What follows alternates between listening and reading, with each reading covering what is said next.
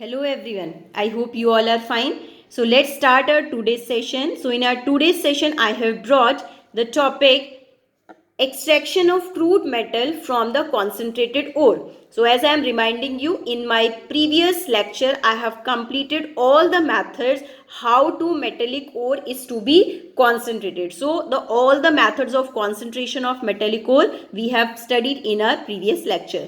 So when we get a concentrated ore, then three conditions arises in front of us.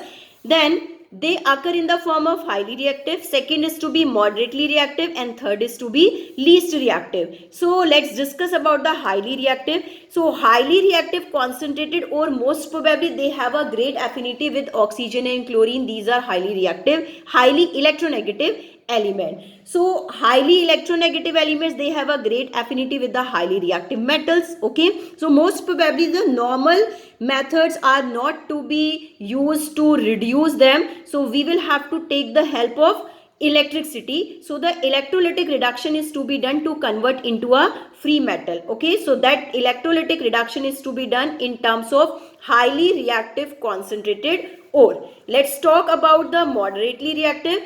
Two conditions arises in terms of moderately reactive. Their concentrated ore that occurs in the form of carbonated ore and in the form of sulfide ore. So finally we have to convert into metal oxide. So the two different procedures are to be done. In terms of carbonated ore, the process of calcination is to be done to convert into a metal oxide. In terms of sulfide ore, the process of roasting is to be done to convert into metal oxide. And after getting the metal oxide, reduction is to be done to convert into a free metal, and finally the refining is to be done to convert into a pure metal. In this way we get a pure metal in terms of moderately reactive concentrated ore. And the methods of refining we will discuss in our next lecture.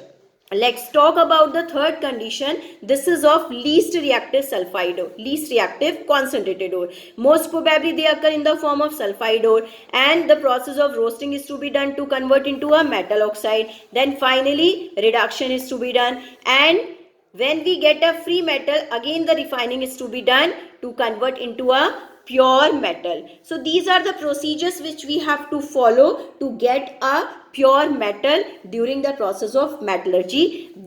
All these procedures I have explained with the help of this flowchart. So first let's discuss about the process how to convert carbonated ore into a metal oxide. So the process of calcination is to be done. Here the process of heating the concentrated ore in the absence of air is known as calcination. This concentrated ore must be in the form of carbonated ore, that you must know that. Okay, carbonated ore is to be concentrated, and this is to be heated in the absence of air to convert into a metal oxide. You see here I have picked here the one example for you. ZnCO3 we are heating in absence of air, that is converting into ZnO plus CO2.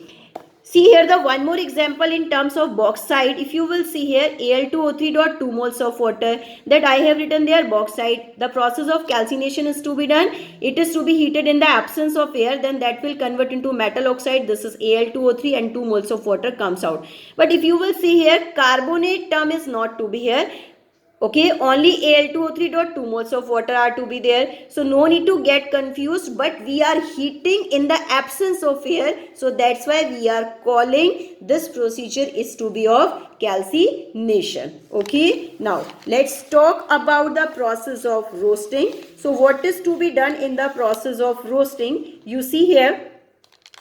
Now, the process of heating concentrated sulfide ore in presence of excess of air to convert into a metal oxide, this is to be known as the process of roasting. So you see here, I have taken here the one example for ZnS. This is sulfide ore. It is to be heated in the presence of oxygen or in the presence of air. Now it will convert into ZnO as well as SO2 gas comes out, because this sulfide that comes in the form of SO2, and we are getting here the metal oxide. Okay, so I think you all have got the procedure of calcination and roasting, how to convert carbonated and sulfide ore into a metal oxide. That's all for today.